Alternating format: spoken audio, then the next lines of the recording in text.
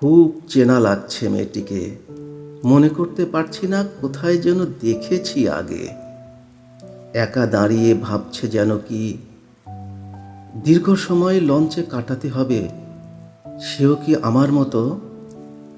জিজ্ঞেস করেই দেখি না, হয়তো চলার পথে সঙ্গী পাবো একজন। কিন্তু তা কি ঠিক হবে? লোকটা কেন আর চোখে তাকাচ্ছে বারবার? বাজে কোনো মতলব নেই তো? না, ভদ্রই তো মনে হচ্ছে পোশাকে আশাকে। কোথায় যেন দেখেছি আগে, চেনা চেনা লাগছে খুব। কিছু মনে করবেন না, জানতে পারি আপনি যাবেন কোথায়? সেটা কি খুব প্রয়োজন আপনার?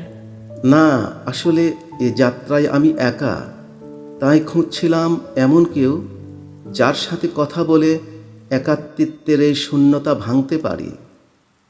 আমি যাব শাপলা তলিকায়।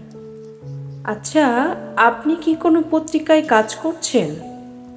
হ্যাঁ, কিন্তু কেন বলুন তো? এর আগে আরও একবার আপনার সঙ্গে দেখা হয়েছিল আমার। ট্রেনে চট্টগ্রাম যাচ্ছিলাম, মনে আছে? আপনি ঢাকা বিশ্ববিদ্যালয়ের বাংলা বিভাগের ছাত্রী ছিলেন, তাই না?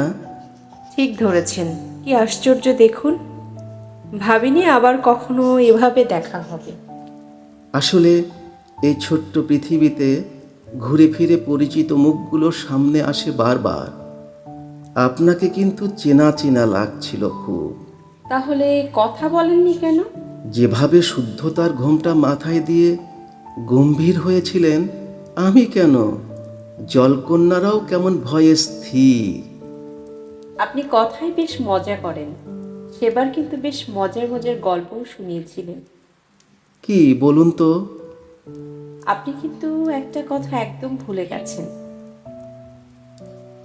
সেবার পরিচয়ে তুমিতে নেমেছিলাম। তুমিও কিন্তু বলেছিলে আবারও যদি দেখা হয় কোনো দিন, সেদিন তুমিও বলবে তুমি করে। মনে আছে নিশ্চয়ই?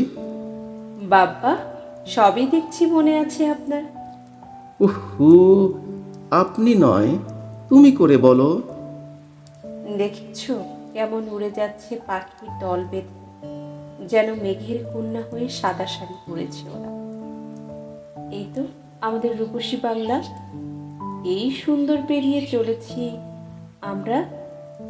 বিকেলের থেকে বিস্তার ভেদ করে একটু পরেই নামবে আধার। তুমি চলে যাবে তোমার কেবিনে, আমিও হয়তো তাই।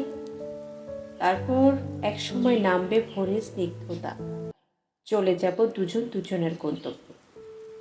এ তো সন্ধ্যার পূর্বাভাস, যা পাখিরা আগেই বুঝিয়ে দিয়ে যায়। ওই দেখো, মিষ্টি রোদে কেমন সোনালি বর্ণ জলে। আর ওই যে দেখছো ছোট ছোট ডিঙ্গি, ওরা ইলিশের শিকারী। কি অপরূপা, তাই না?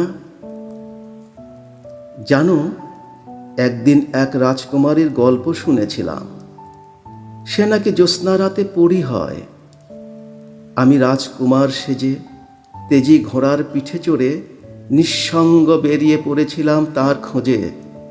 কিন্তু তার কাছে পৌঁছবার আগেই আমার সমস্ত রক্ত নিথর হলো। বাতাসও শুষে নিয়েছিল আমার হৃদয়ের নিঃশ্বাস। পেলাম না সেই রাজকন্যা পরীর দেখা। কি আশ্চর্য, এখনো তোমার কোনো ঠিকানাই জানি না আমি।